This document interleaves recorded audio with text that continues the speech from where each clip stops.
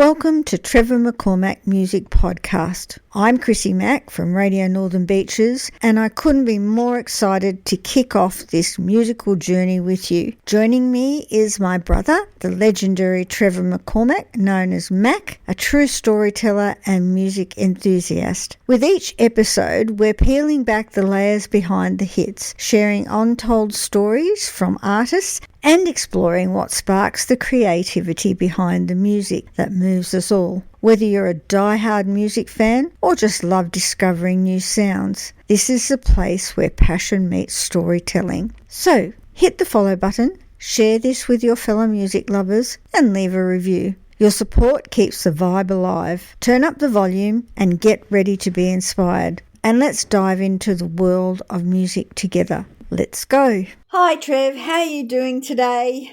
Hello, how are you down in that cold country down there? Well, it's a little bit warmer today, thankfully, and the rain has stopped. Went out to see a band that Attempted last night, had a wonderful time. So we're talking today, or what I want to talk to you today about is your gear and your sound, exploring the instruments and the technology that shape your sound. So let's have a talk about the instruments that you use. Tell me about them. Right, well, I'm basically a rhythm guitarist is my main thing. I play, at the moment, I play a Cole Clark, beautiful guitar, and that gives me the sound I really want.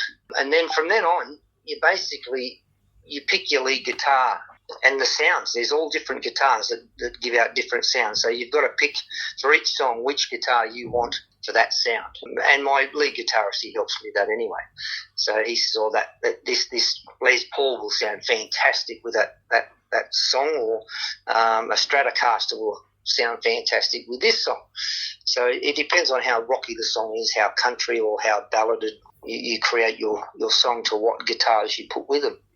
And then whether you add keys, saxophone, all those sorts of things. So it depends on the song, where you want to send it, to the feel you get. My main feel from the album that I did, Another Day, which Rory helped me with, he picked all the guitars himself through that album. And he spent hours trying to source which guitar and find another guitar. If he didn't have one, he'd borrow one until he got the sound he wanted. That's how we did the album. So that's how that works with your sounds. It's a feel. You can hear it. I can hear it, and he finds it. I tell him I want a really roary sound, a raunchy feel, a really scream away tune. He goes, "Oh, you'll need this guitar." Other times I'll tell him I need a soft ballad, really quiet. He won't play electric guitar. He'll go back to an acoustic guitar. And we'll find the right one, and it's deep and soft and mellow, and that's how you find your sounds.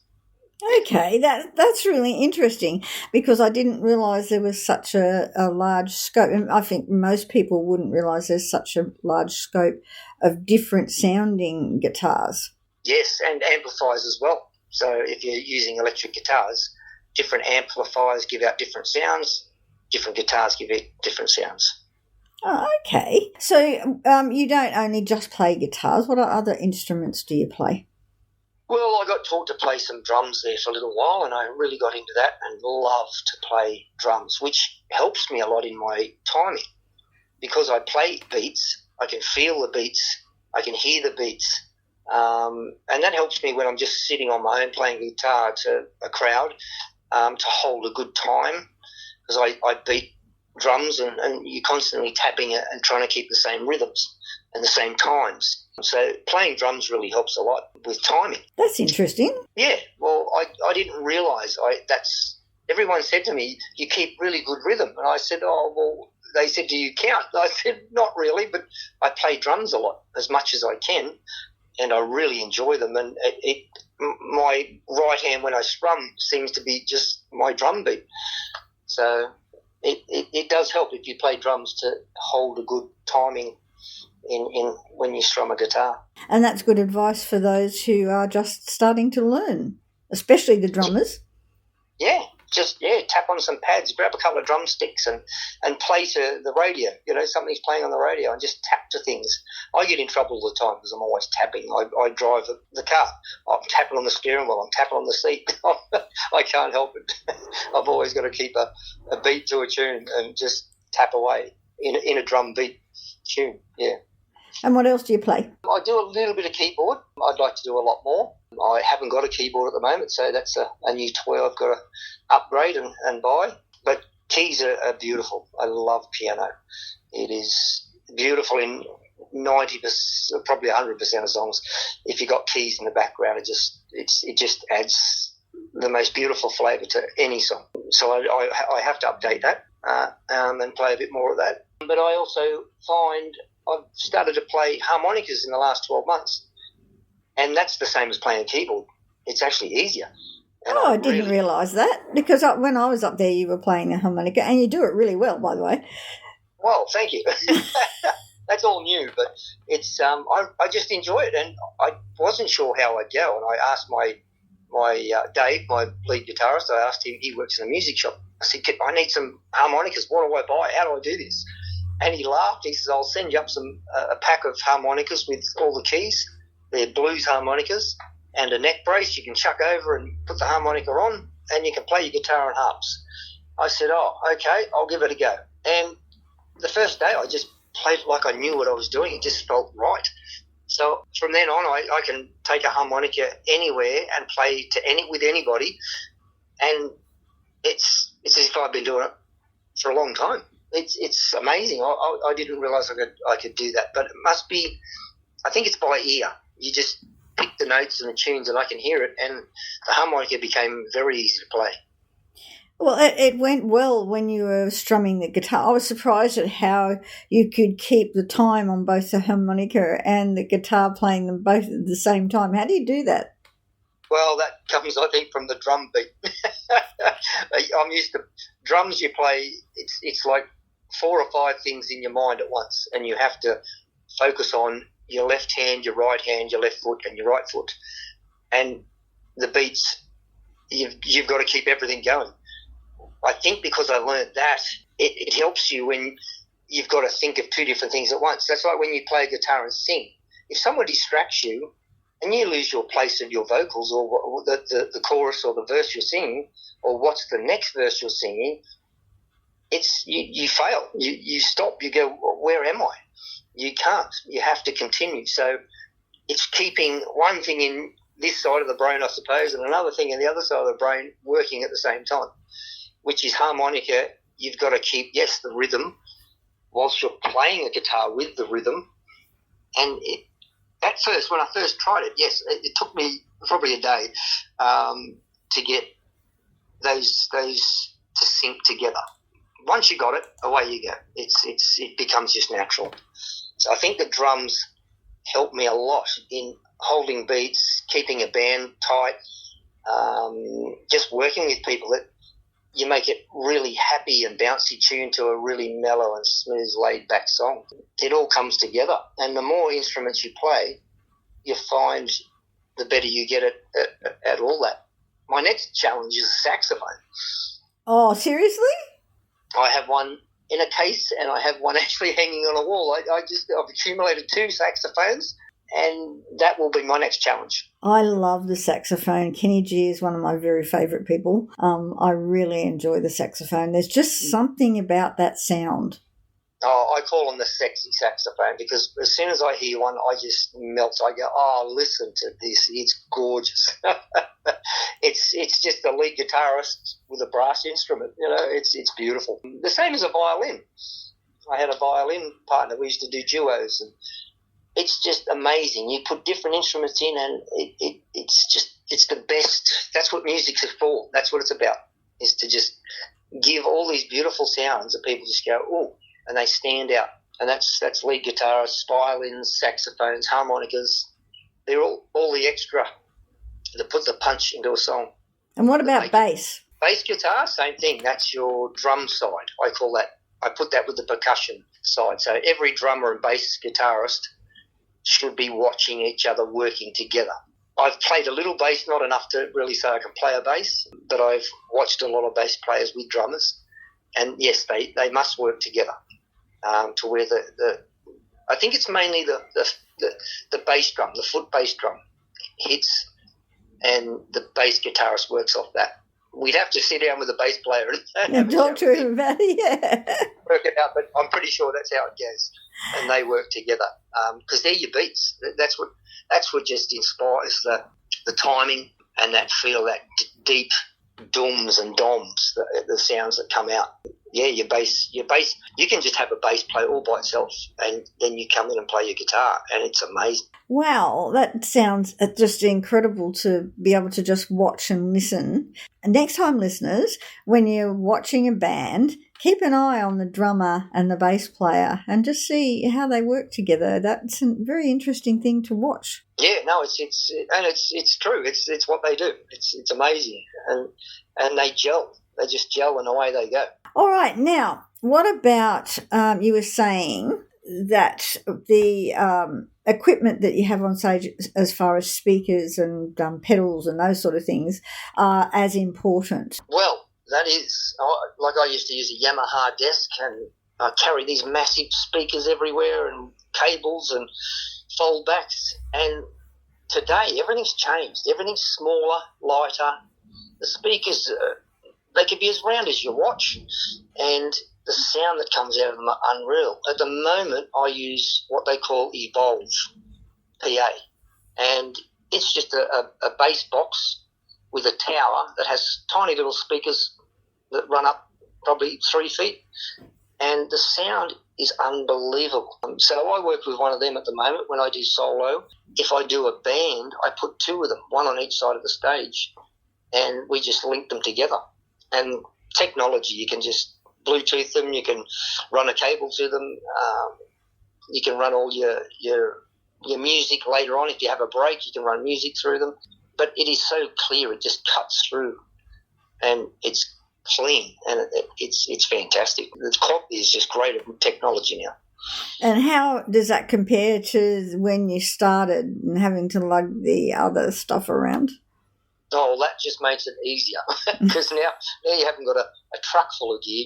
You got a van, and you get better sound. Well, yeah, you get a clearer sound with such smaller units that you use. Not so long ago, or it might be a little while ago, you played some very special guitars. Ah, those guitars. Yes, a friend of mine come to me, and he was a movie producer, actually, a small movie producer, and he said, look, I've got 3 guitars that were built from the timber out of the sister ship from the Titanic.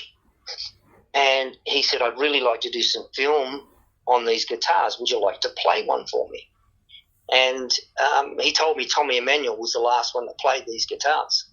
And I felt honoured. I said, yeah, I'd love to do this for you. And he said, because it was the anniversary of the Titanic coming up. He said, no, I really want to do some songs. So I got to play one of those, which is very different, beautiful guitars. But I couldn't believe what I was holding. Like, they're probably priceless. They'd have to be. They're the only 3 guitars like it in the world. And I had the privilege to play. We've got that on YouTube somewhere. You can see that. Or look up the anniversary of Titanic and you'll see me playing some guitars, and Tommy Emmanuel. Yeah, that was fantastic. That was a good experience. And that was a film clip too. They showed the ships being built and some of the footage from the voyages as well, which made the clip quite interesting. Yeah. So if you Google the Titanic, you'll see all about it. And you'll see me play a bit of guitar, and you'll see the big propellers. And he's a clever man. It's some really good footage. How did you get to meet this fellow? He actually saw me playing at a gig in Brisbane somewhere. I think it was a small one, actually. It was a little cafe. They used to fill it up. They'd shut the doors and lock everybody in, and we'd play music and eat and drink, and it was very tight. I'd be squashed next to my lead guitarist. It was him and I. And this guy come up to me one day and said, I love what you guys do. I'd love to hire you for a party. He says, I am a musician as well, and I play. He says, but you guys just blew me away. So that's how we met. And then he told me he was a bit of a movie producer, and he said, I'd love to get you guys on film and do some work with you. So that's where that started from. Very interesting meeting. Oh, you meet a lot of lovely people, and it's surprising who you can meet when you're out playing music, because everybody's out to have a good time. They're for dinner with friends, and if they really like your music, they'll always come up and say hello and thank you and have a bit of a chat after you're finished or you're packing up. They sort of hang around and then they come and see you. It's lovely. It's lovely because they give you very good compliments and a good feedback on what your songs and your music are about. That's the good thing about being in a small venue. You get that personal contact. Yeah, I love being close to people and playing where you can reach out and touch them and say, "Hi, how you going? Here's a song I wrote about this," and they really listen to what you do. They listen to the lyrics, they listen to the song, and that's where I love to write a song and take it out and go, "Here's a new song. What do you think?" Yeah, because you put a lot of effort into your lyrics. That your songs need to be listened to because they tell stories. That's right, and I leave them open to interpretation where people go, "Oh, I feel that. I actually, that's how I felt 5 years ago," or it just relates to people. I leave sort of things open where people can say, "Oh, that's my life. I've just lived that," or yeah, it's fun. It's because it's just the way I do it. It's just the way I do it. Thanks so much for talking to me again, Trev. I really enjoy our chats and I'm so looking forward to you coming down to Sydney. Yes, I'm very excited about that. It's not far away now, so look forward to seeing everybody down there. Well, we're getting more and more people together apparently, and I have a presenter who wants to meet you because he has a keyboard that does amazing things and he wants to introduce you to it. Oh, now that excites me. And yes, the keyboards with all the technology chucked into them are amazing. The sounds you can create. Yes, yeah, I'd love to. Yeah, well, he's looking forward to showing you his little instruments in his little studio. Oh, fantastic! Can't wait. All right, I'll talk to you soon. All right, you take care down there, and I'll be up here in the sunshine, waiting to come down. Well, it goes to show you, even though you're family, you still don't know everything about each other. For instance, I wasn't aware that my brother played drums. So there you go, something I learnt during this podcast. What I'm going to do for you now is play one of his songs, and I've chosen Paradise for today. So if you would like to hear more of his songs, see some of his videos, just jump across to trevormccormack.com or .com.au and you can check out all the information, the videos and the songs on his website. And I'll look forward to catching up with you next week.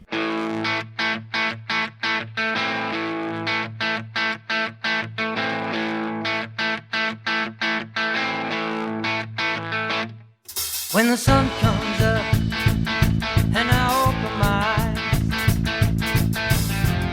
I just look at you and I smile. Can't believe what I see. You're lying next to me. I'm in paradise.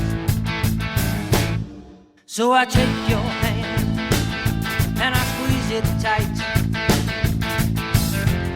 And I know you're about to wait.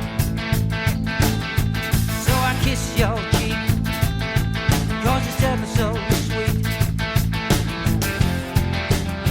Then you open your eyes. Yeah, well, that's what you get when you're living in paradise.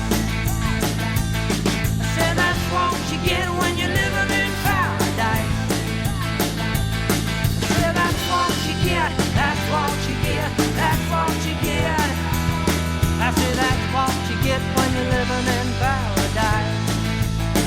Paradise now.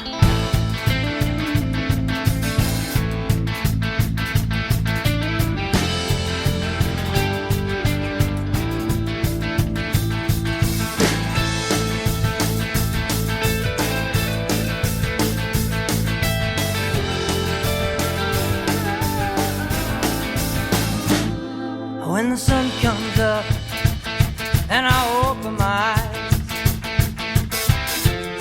I just look at you and I smile. I turn the radio on, play my favorite song.